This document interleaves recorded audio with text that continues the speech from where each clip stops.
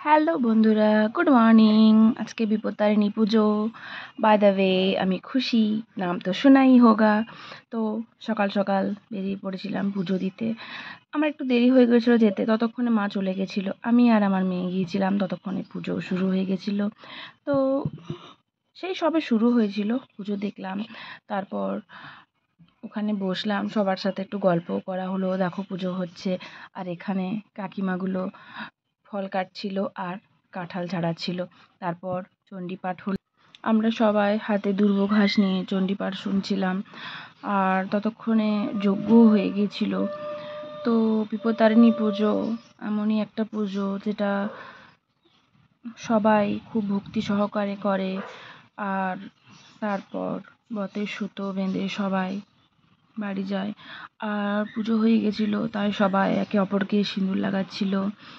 আর তারই মাঝে আমি একটু ভিডিও করে নিয়েছিলাম।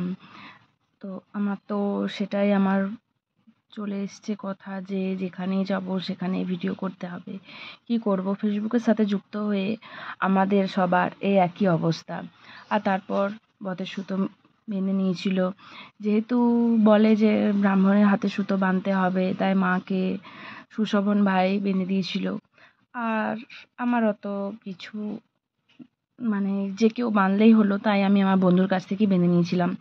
সেটা কোনো বড় ব্যাপার নয়, ভক্তি থাকলেই হচ্ছে। তারপর হচ্ছিল প্রসাদ দেওয়া। তো আমাদের এভাবে প্যাকেট সিস্টেম প্রসাদ দেওয়া হয়। আর সবশেষে আমরা সবাই বাড়ি চললাম। এই যে বৃষ্টি তার মধ্যে একটু হয়েছিল, বৃষ্টিতে ভিজতে ভিজতে আমরা সবাই মিলে বাড়ি যাচ্ছি। আর গরমটা কিন্তু অস্বাভাবিক গরম, তার মাঝে হালকা বৃষ্টি দিয়ে আরও গরমটা বাড়িয়ে দিয়েছিল।